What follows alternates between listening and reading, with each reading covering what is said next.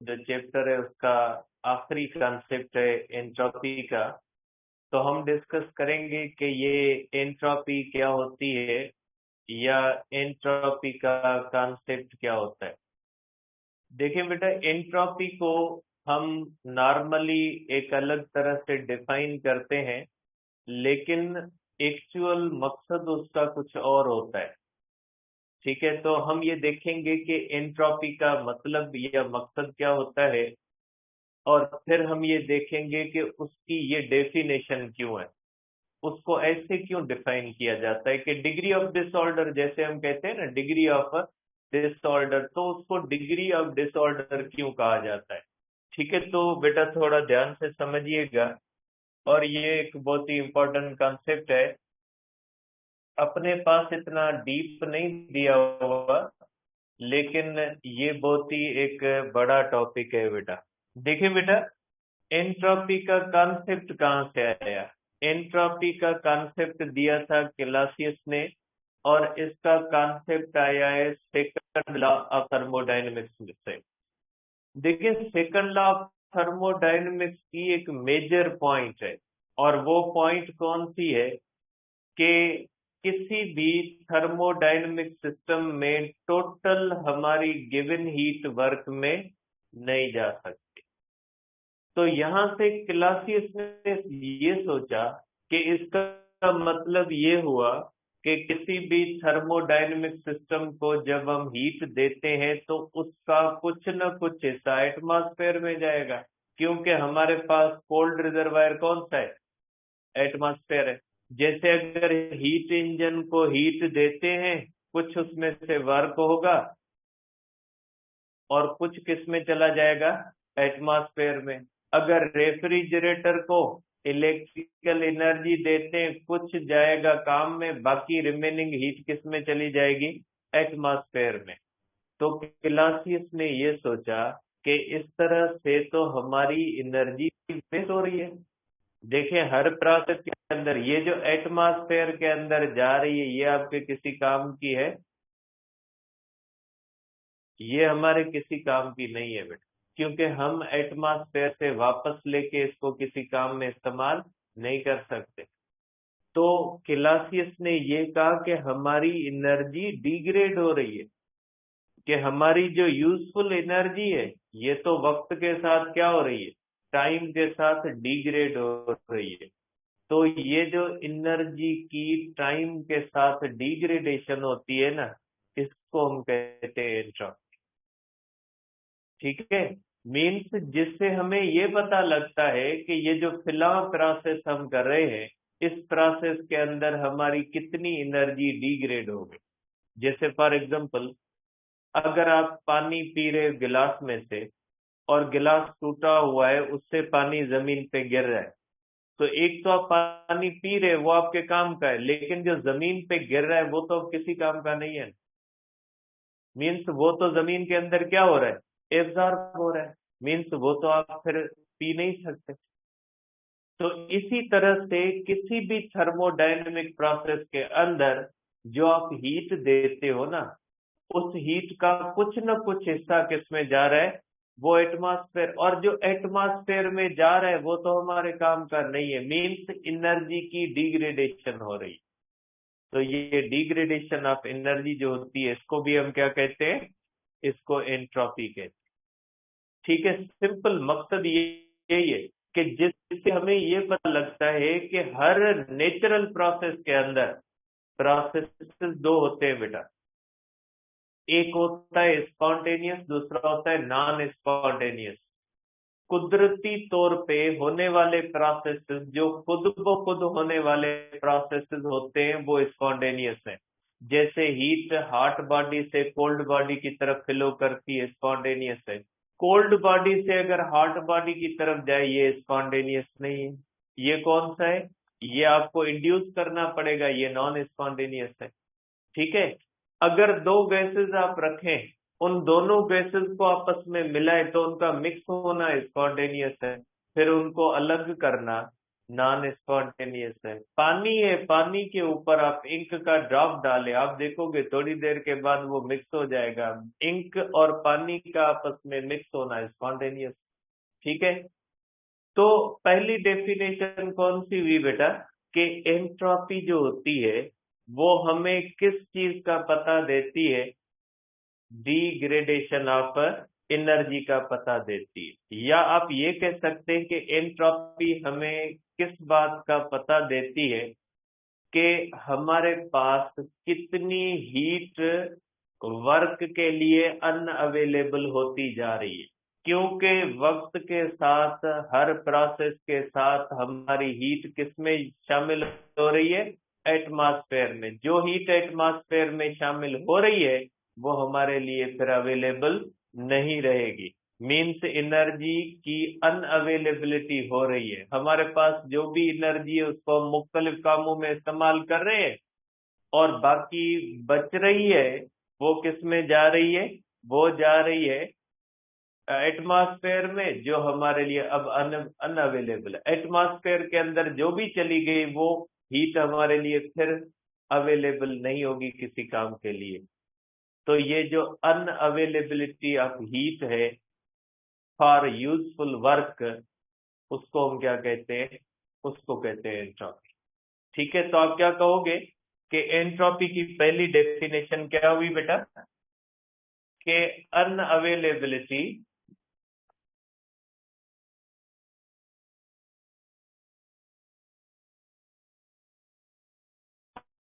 Of heat for useful work is called बेटा entropy. बेटा इसको हम क्या कहते हैं? एंट्रोपी कहते हैं बेटा। तो आप कहेंगे बेटा कि जो अनअवेलेबिलिटी हीट की है यूजफुल वर्क के लिए, उसको हम क्या कहेंगे? एंट्रोपी से हमें पता लगता है कि इस फिल्म प्रोसेस के अंदर कितनी हीट हमारे पास अनअवेलेबल हो गई वर्क के लिए। फिर इसको डिग्री ऑफ डिसऑर्डर क्यों कहते हैं? बेटा इसलिए कहते हैं कि देखें, इंटरनल एनर्जी जो होती है इसकी सेंसेशन किससे आती है? टेम्परेचर से। इसी तरह से जब किसी भी चीज के अंदर हीट आती है तो उसके मॉलिक्यूलर वाइब्रेशंस क्या होती हैं? बढ़ जाती, क्योंकि जब हीट किसी में जाएगी उसका टेम्परेचर क्या होगा? बढ़ेगा। इंटरनल एनर्जी क्या होगी? बढ़ेगी। मीन्स उसके मॉलिक्यूल्स का डिसऑर्डर बढ़ जाएगा। तो हम इसलिए कहते हैं कि मेयर ऑफ मॉलिक्यूलर डिसऑर्डर, क्योंकि जितनी हीट अनअवेलेबल होती जाएगी वो एटमॉस्फेयर के मॉलिक्यूल्स का डिसऑर्डर क्या करती जाएगी? बढ़ाती जाएगी। इसलिए हम कहते हैं कि जितनी मॉलिक्यूलर डिसऑर्डर प्रोसेस के अंदर बढ़ती है, हम कहेंगे कि उतनी हीट हमारे पास अनअवेलेबल हो गई। इसलिए हम कहते हैं मेयर ऑफ मॉलिक्यूलर डिसऑर्डर, क्योंकि मॉलिक्यूलर डिसऑर्डर किसकी रिजल्ट है? मॉलिक्यूलर डिसऑर्डर उस अनअवेलेबल हीट की रिजल्ट है। जो हीट किसी भी प्रोसेस में चली गई, हमसे चली गई जो हीट, उसकी वजह से ही डिसऑर्डर है। तो अगर ज्यादा हमारी हीट चली गई एटमॉस्फेयर में तो मॉलिक्यूलर डिसऑर्डर क्या होगा? ज्यादा। अगर कम हीट गई तो मॉलिक्यूलर डिसऑर्डर क्या होगा? कम। ठीक है, इसलिए हम कहते हैं कि मॉलिक्यूलर डिसऑर्डर एक्चुअली कोई ये मॉलिक्यूलर डिसऑर्डर नहीं है एंट्रोपी। एंट्रोपी असल चीज अलग है। असल चीज क्या है? वो हीट जो यूजफुल वर्क के लिए हमारे पास अब अवेलेबल नहीं रहेगी। वो हीट जो चली गई हमसे एटमॉस्फेयर के अंदर, जो फिर हमें कभी भी नहीं मिलेगी, तो उसको हम कहते हैं एंट्रोपी। ठीक है, तो आप कहोगे बेटा कि आप कहेंगे कि मेयर मेयर ऑफ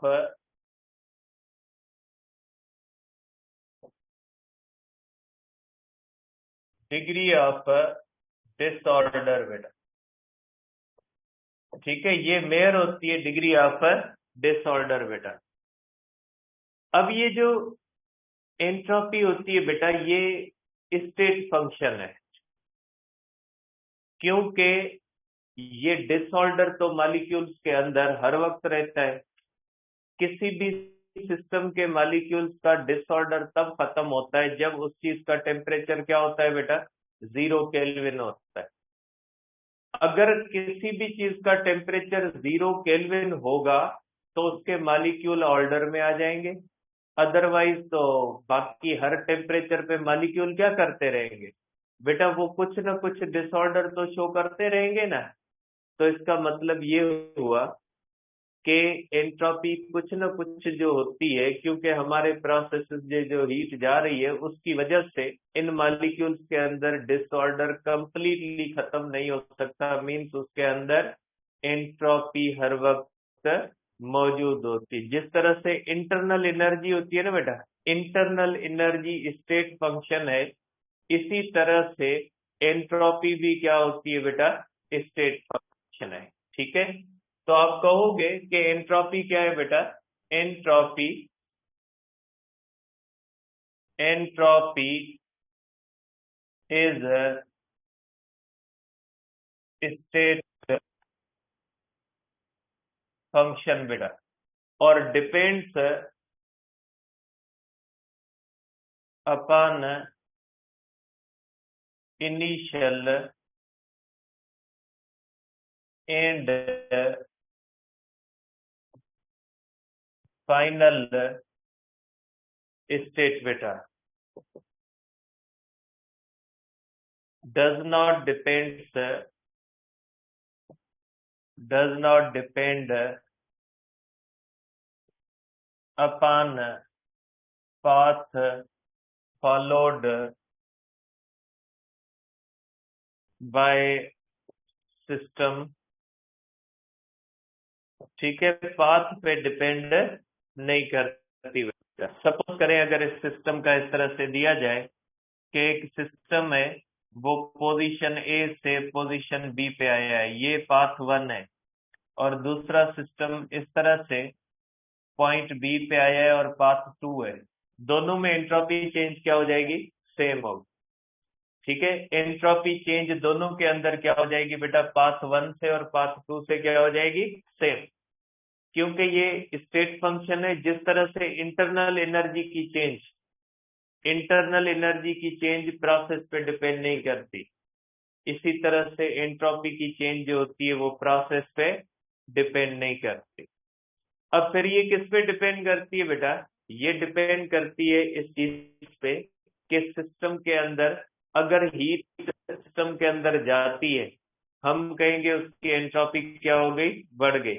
जैसे फॉर एग्जांपल आइसोबैरिक प्रोसेस होता है, उसको जब हम हीट देते हैं कुछ वर्क में जाता है, रिमेनिंग हीट किस में चली जाती है, एटमॉस्फेयर में। मीन्स एटमॉस्फेयर आइसोबैरिक प्रोसेस के अंदर जो हीट होती है वो एटमॉस्फेयर में लूज होती है।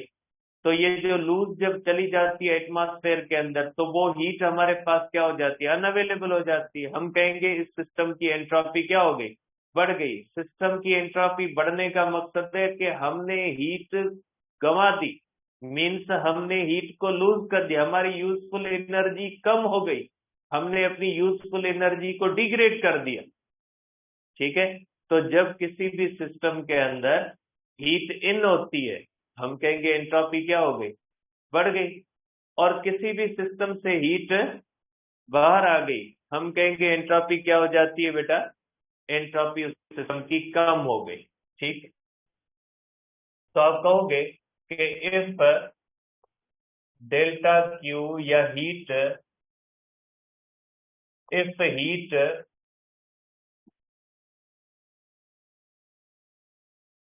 if heat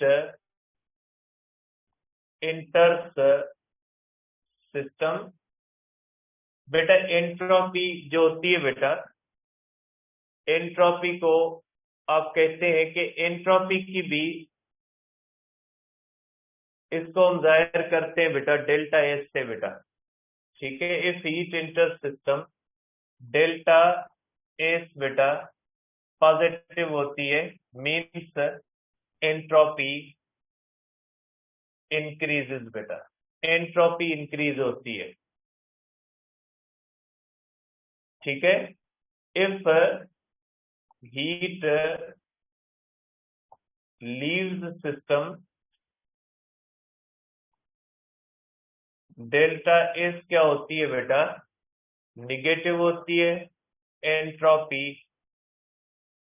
डिक्रीजेस बेटा। ठीक है, अब अगर कोई भी सिस्टम है बेटा, उसमें हीट इंटर होती है एट कांस्टेंट टेम्परेचर, जैसे ऐसो थर्मल प्रोसेस होता है। अगर किसी भी सिस्टम में एंट्रोपी हीट इंटर होती है एट कांस्टेंट टेम्परेचर, जैसे आपको पता है एटमॉस्फेयर जो होता है कोल्ड रिजर्वायर का, हम वैसे टेम्परेचर क्या मानते हैं, कांस्टेंट मानते हैं। जब इसके अंदर हीट कांस्टेंट टेम्परेचर पे आती है तो फार्मूला ये होगा बेटा, एट कांस्टेंट टेम्परेचर बेटा। अगर किसी भी सिस्टम में हीट इंटर होती है कांस्टेंट टेम्परेचर बेटा, कांस्टेंट टेम्परेचर पे होती है बेटा, तो आप करोगे delta S is equal to Q upon T, और इसका यूनिट हो जाएगा जूल पर केल्विन बेटा।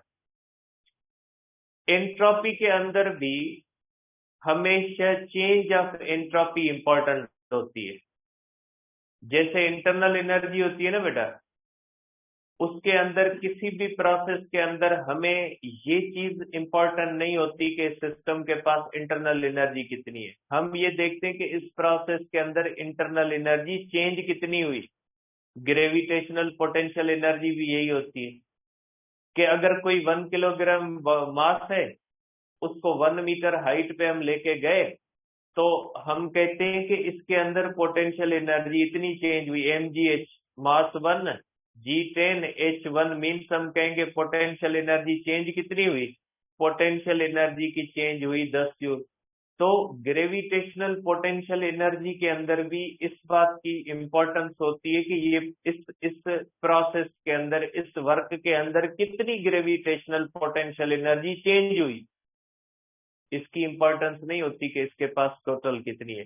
आप देखें आइसोबैरिक प्रोसेस के अंदर हम क्या कैलकुलेट करते हैं, चेंज इन इंटरनल एनर्जी करते हैं ना। तो इंटरनल एनर्जी हमारे लिए इंपॉर्टेंट नहीं होती, हमारे लिए ये इंपॉर्टेंट होता है कि इस प्रोसेस के अंदर इंटरनल एनर्जी की चेंज कितनी है। कारोबार होता है ना बेटा, कारोबार के अंदर हम ये देखते हैं कि हमें पहले हमारे पास अगर 100 रुपए थे, इस कारोबार में फायदा हुआ तो 100 रुपए से ये बढ़ के 200 रुपए, मीन्स चेंज कितनी आई। ठीक है, तो ये बात जो होती है वो इंपॉर्टेंट नहीं बनती कि टोटल कितनी है, इसमें ये चीज इंपॉर्टेंट बनती कि ये जो आपने प्रोसेस किया है इसमें ये चीज कितनी चेंज हुई है। क्योंकि कोई न इंटरनल एनर्जी जीरो हो सकती है सिस्टम में, न एंट्रोपी जीरो। इसी तरह से आप कोई भी प्रोसेस करते हो तो आपको देखना है कि हमने जो किया उसके अंदर एंट्रोपी कितनी बढ़ी या कितनी कम हुई। हमने ये नहीं देखना कि सिस्टम की टोटल एंट्रोपी कितनी है, हमें ये देखना है कि एंट्रोपी कितनी चेंज हुई। तो एंट्रोपी के अंदर भी चेंज इंपॉर्टेंट बनती है, टोटल एंट्रोपी से हमारा लेना देना नहीं है। हम ये देखेंगे कि हमने जो ये काम किया इसकी वजह से एंट्रोपी कितनी बढ़ी है या एंट्रोपी कितनी कम हुई है।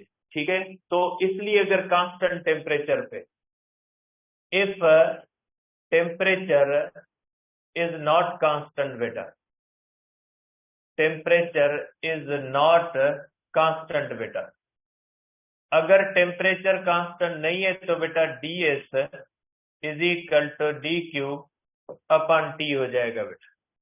तो आप इसको इस तरह से लगाते हैं बेटा। अब इसके अंदर जो चेंज आप निकालोगे वो आप कैलकुलस इस्तेमाल करोगे, डी क्यू अपॉन टी बेटा। ठीक है, टी सॉरी टाइम होगा, सॉरी टेम्परेचर। ठीक है, इस तरह से करेंगे, ds is equal to d Q. अब इसके ऊपर आपके पास कैलकुलेशन वगैरह आपके लिए नहीं दी हुई, तो आप कहेंगे बेटा ये एंट्रोपी का कॉन्सेप्ट है। अब आ जाते हैं कि हमारे पास बुनियादी तौर पे सिस्टम दो हो सकते हैं, एक आइसोलेटेड हो सकता है और एक नॉन आइसोलेटेड हो सकता है। देखिए, अब हम अगर बात करते हैं आइसोलेटेड सिस्टम की, तो आइसोलेटेड सिस्टम के अंदर हीट तो ना आती है ना जाती है, तो उसकी एंट्रोपी कैसे देखेंगे बेटा? जैसे यूनिवर्स है, यूनिवर्स को हम क्या मानते हैं? एक आइसोलेटेड सिस्टम मानते हैं। अब यूनिवर्स की अगर एंट्रोपी की बात करें तो यूनिवर्स का तो कोई सराउंडिंग है ही नहीं, तो इसकी एंट्रोपी को कैसे देखेंगे? इसके अंदर हीट तो ना आती है न जाती है, तो जरूरी नहीं आप इसको देखोगे इसमें तो हीट है ही नहीं, ना आती है न जाती है, आप कहोगे एंट्रोपी क्या है? एंट्रोपी तो यूनिवर्स की तो जीरो रहनी है, लेकिन ऐसा नहीं है। यूनिवर्स की एंट्रोपी बढ़ रही है, ठीक है। अब अगर कोई आइसोलेटेड सिस्टम है उसकी एंट्रोपी कैसे देखोगे? देखें बेटा, जो आइसोलेटेड सिस्टम है ना, उसकी एंट्रोपी इस बात से देखोगे कि उसके अंदर होने वाले प्रोसेसेस रिवर्सेबल है या इरिवर्सेबल है।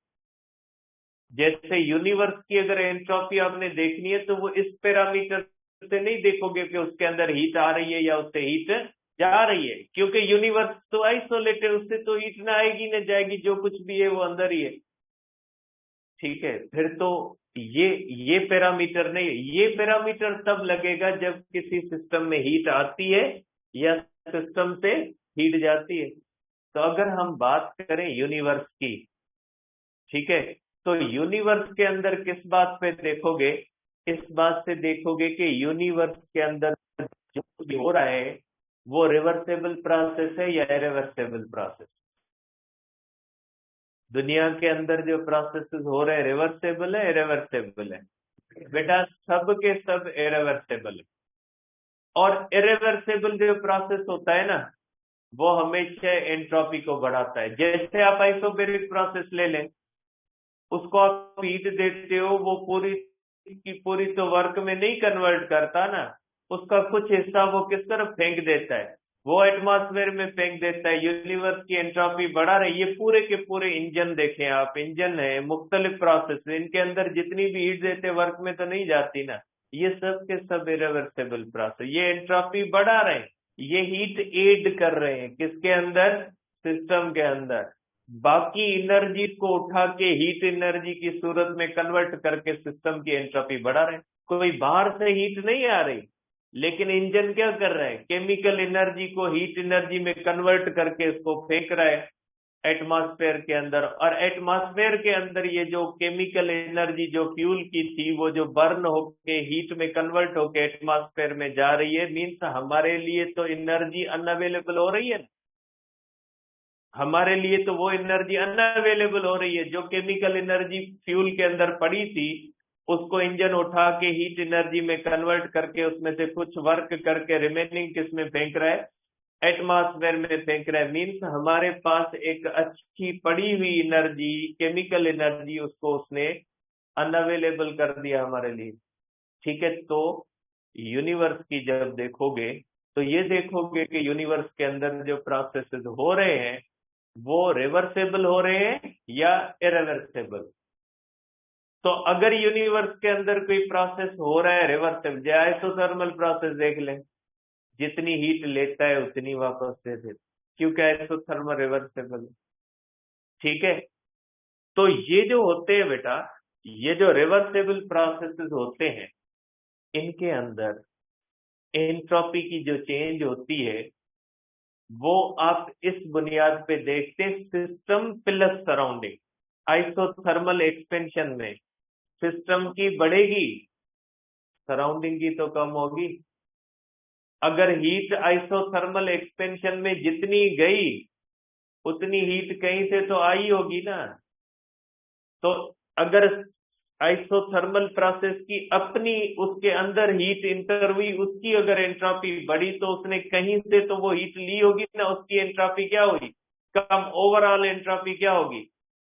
जब सिस्टम और सराउंडिंग होते हैं तो हम दोनों की देखते हैं कि सिस्टम की कितनी बढ़ी या कम हुई, सराउंडिंग की कितनी बढ़ी या कम। अगर सिस्टम की एंट्रोपी बढ़ती है तो सराउंडिंग की कम होगी रिवर्सेबल के अंदर।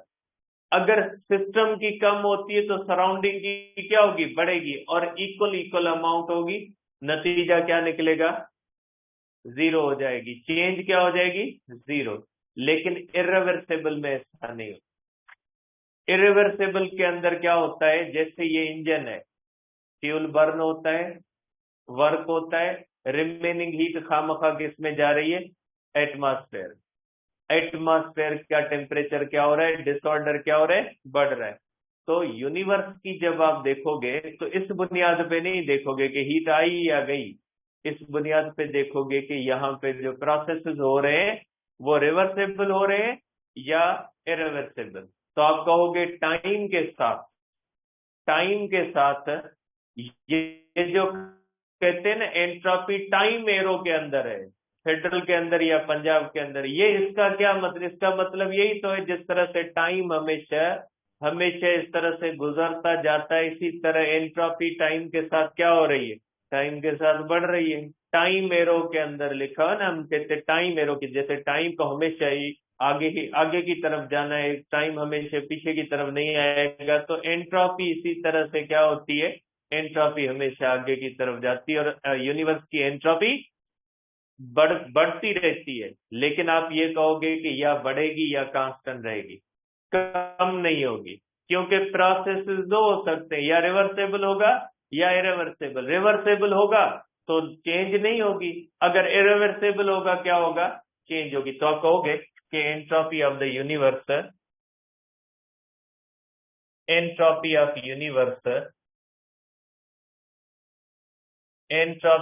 यूनिवर्स increases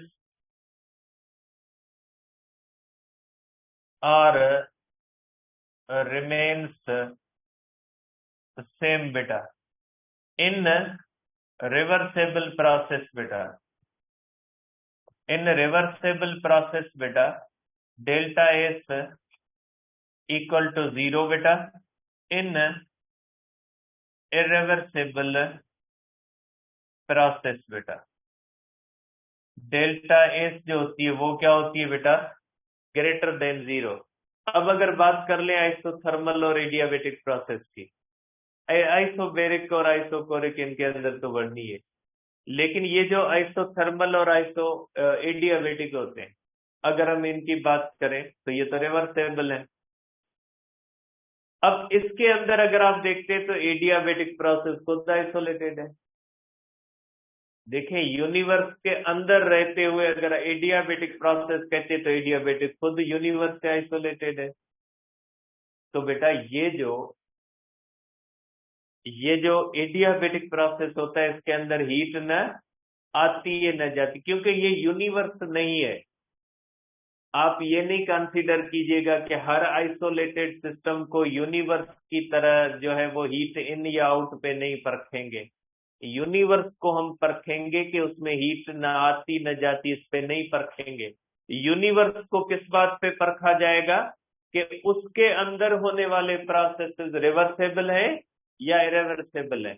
लेकिन एडियाबेटिक प्रोसेस यूनिवर्स नहीं है, वो यूनिवर्स के अंदर होने वाला एक प्रोसेस है। अब इसको हम किससे देखेंगे, हीट के आने जाने से देखेंगे। सिर्फ यूनिवर्स जो आइसोलेटेड होती है ना उसको हम परखते एक अलग पैरामीटर से।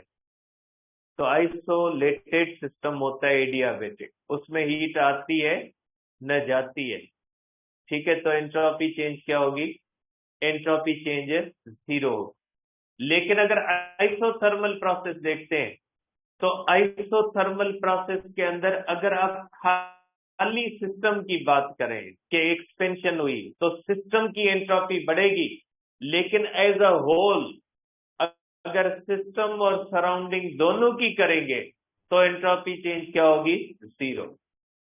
ठीक है, तो इस चीज से देखिएगा कि कितनी टोटल चेंज आती है। जब सिस्टम के साथ सराउंडिंग होती है ना तो सराउंडिंग को देखा जाएगा। एडियाबेटिक की सराउंडिंग होती है लेकिन उसका कोई ताल्लुक सराउंडिंग के साथ होता ही नहीं, न वो हीट देता है न लेता है। लेकिन जो हमारे पास आइसोथर्मल होता है वो तो सराउंडिंग के साथ रिलेटेड होता है।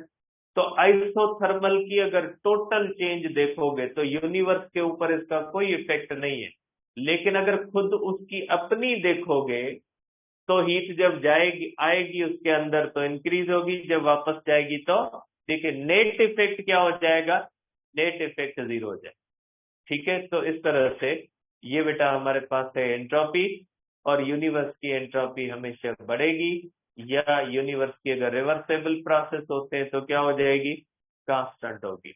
अब एक छोटी सी चीज है जो एक प्रॉब्लम के अंदर है बेटा, लेटेंट हीट ऑफ फ्यून है, ये एक्सरसाइज खोलिए। देखिए बेटा लेटेंट हीट ऑफ फ्यून क्या होती है।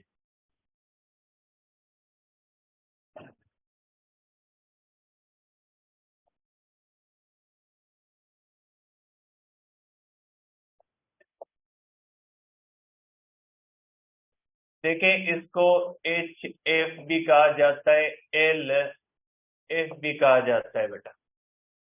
ठीक है, तो बेटा ये लेटेंट हीट ऑफ फ्यून होती है।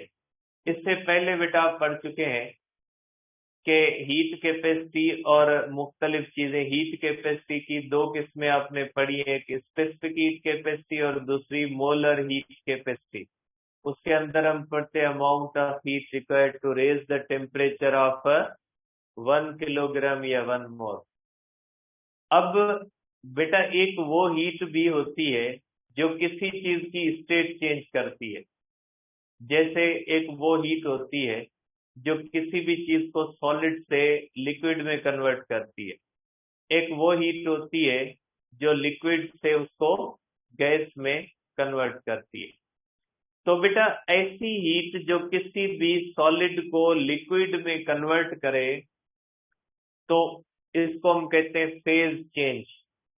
और आपको पता है कि फेज चेंज के अंदर चीज का टेम्परेचर चेंज नहीं होता। ये वो हीट होती है जो जब किसी भी चीज को हम देते हैं तो ये हीट उस चीज का टेम्परेचर चेंज नहीं करती, स्टेट चेंज करती है। तो ऐसी हीट जो किसी भी चीज को दें और वो उसको सॉलिड स्टेट से लिक्विड स्टेट में ले जाए, ऐसी हीट को क्या कहा जाएगा, लेटेंट हीट ऑफ फ्यून। ऐसी हीट किसी भी चीज को दें और वो लिक्विड स्टेट से गैसियस स्टेट में चला जाए, उसको हम कहेंगे लेटेंट हीट ऑफ वेपराइजेशन या एवापोरेशन। ठीक है, वो हीट जो किसी भी सिस्टम की स्टेट चेंज करे, और स्टेट चेंज हमेशा किस पे होती है, कांस्टेंट टेम्परेचर पे। तो ऐसी हीट को हम क्या कहेंगे, लेटेंट हीट कहेंगे। तो आप इसको कहोगे बेटा कि ये हमारे पास है लेटेंट हीट ऑफ फ्यून,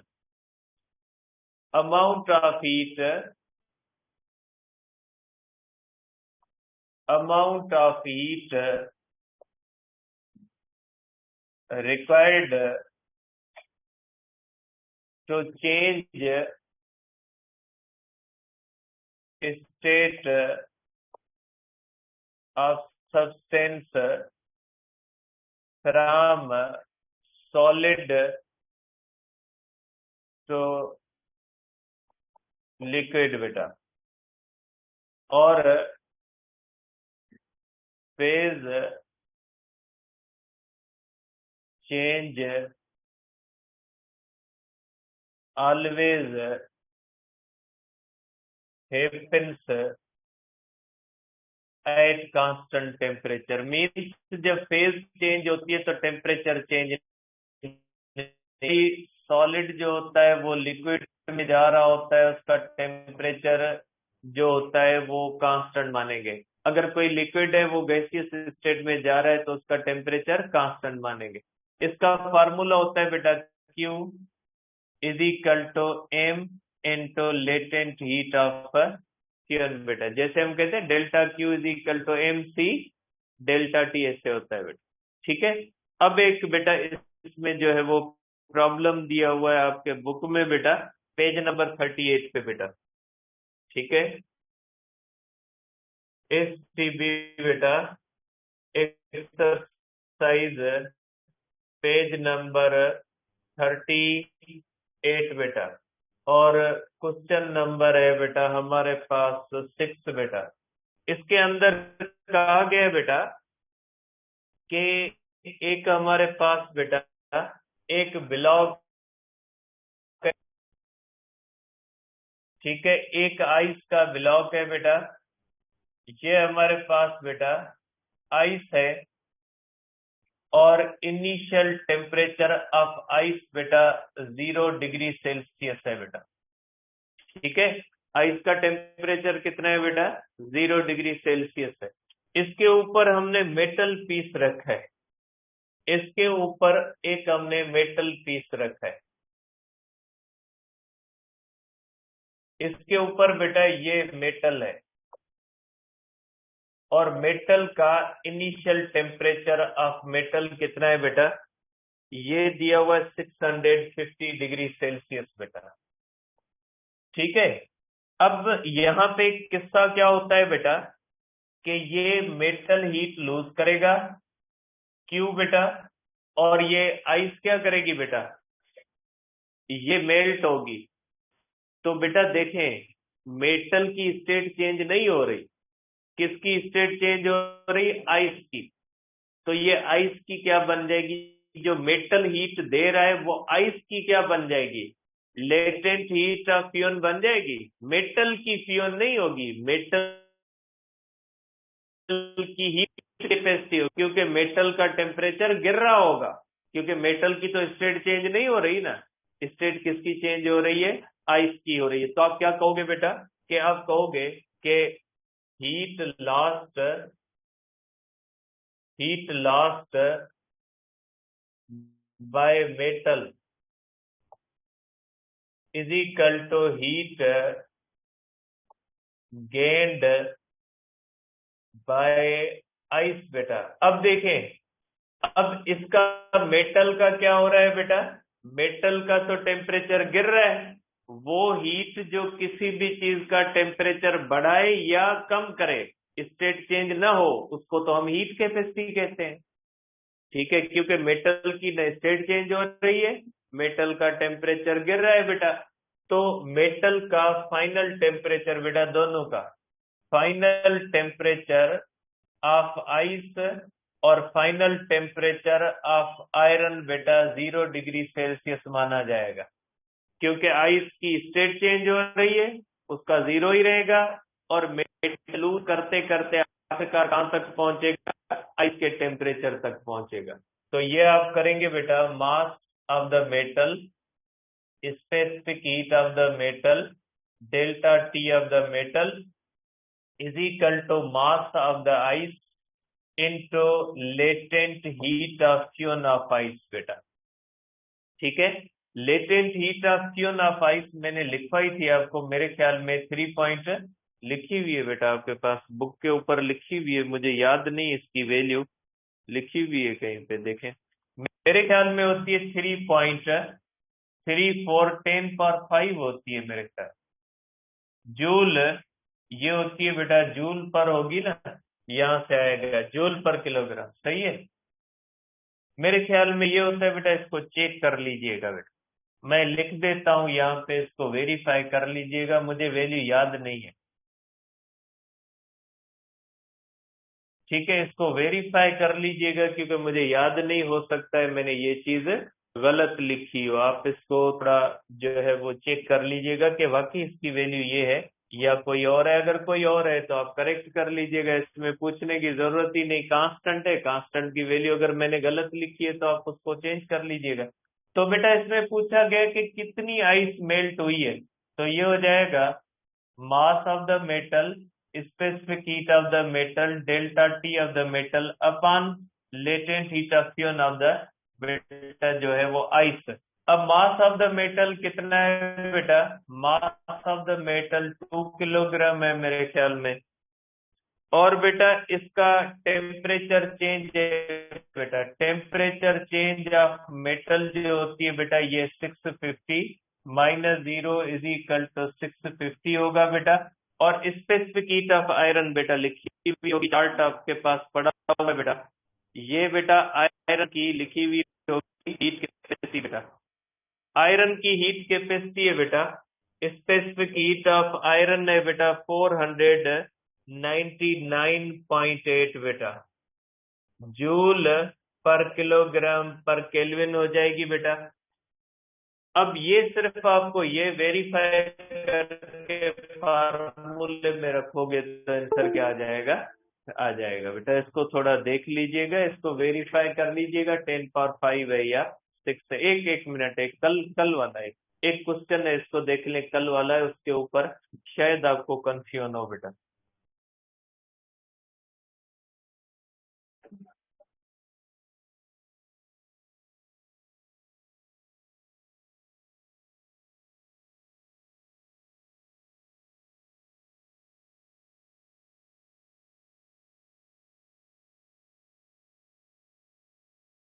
ये देखें, ये बेटा एक मिनट, इस क्वेश्चन को देखे बेटा, ये कल मैंने दिया भी था बेटा। अब इसमें थोड़ा थोड़ा जो है वो कॉन्सेप्ट अलग है बेटा। अब इस क्वेश्चन के अंदर कहा गया है कि एक इंजन इन दो टेम्परेचर्स के दरमियान काम करता है बेटा। पहली बात ये कि इनका यूनिट नहीं लिखा हुआ, आप इनको कर लें केल्विन। इसका भी केल्विन है बेटा, इसका भी केल्विन है, ठीक है। अब आप इसकी निकालोगे इफिशियंसी। अब इसकी इफिशियंसी आप करोगे 1 माइनस T2/T1 लगायो। ये हो जाएगा बेटा ΔT/T1 बेटा, ये हो जाएगा 1100/1400। ये इसका आंसर लिखा हुआ है 0.7857 बेटा। अब देखें, अब इसका मतलब है कि इनमें से कौन सा इंजन इस कंडीशन पे काम कर सकता है, ठीक है। अब इसका मतलब आप ये नहीं कि आप इनकी इफिशियंसी निकाल वो उसके बराबर आए। इसका मकसद है, ये कंडीशन कहती है कि वो इंजन ऐसा इंजन हो जिसकी मैक्सिमम इफिशियंसी ये हो, इससे कम हो सकती है। मींस वो इंजन बताओ जो इस रेंज के ऊपर काम करे। मींस आपने इसमें से ये बताना है, आप इफिशियंसी निकालो बेटा। इफिशियंसी ऑप्शन ए की अगर आप निकालोगे तो अगर हो आपके पास मोबाइल या कैलकुलेटर निकाल लें ताकि ये जल्दी हो जाए बेटा। तकरीबन ये आ जाएगी 0.9 बेटा, ये 0.9 आ जाएगी। इफिशियंसी ऑफ बी बेटा, इफिशियंसी बी की होगी बेटा 1000/800 बेटा। ये हो जाएगी बेटा 800/1600, क्या हो जाएगी बेटा 50.5। इफिशियंसी ऑफ द सी क्या हो जाएगी बेटा, ये हो जाएगी 400/705 बेटा। ये क्या होगी 0.656। अब देखिए इफिशियंसी ऑफ डी बेटा, इफिशियंसी ऑफ डी हो जाएगी बेटा 600/750 बेटा, ये हो जाएगी 0.8 समथिंग। अब देखिए, अब मींस इस इंजन में जो ऑप्शन ए वाला है उसकी और ऑप्शन डी वाले की रेंज इससे ज्यादा हो रही है। मींस ऐसे इंजन इस पे, इन दो टेम्परेचर पे ऐसे इंजन नहीं बन सकते। जिन इंजन को इन दो टेम्परेचर पे काम करना हो, ऐसे ऑप्शन ए और डी के नहीं बन सकते, क्योंकि efficiency of the A is and efficiency of the D is greater than 0.7857 means ये not possible, ये इस टेम्परेचर रेंज पे पॉसिबल नहीं है।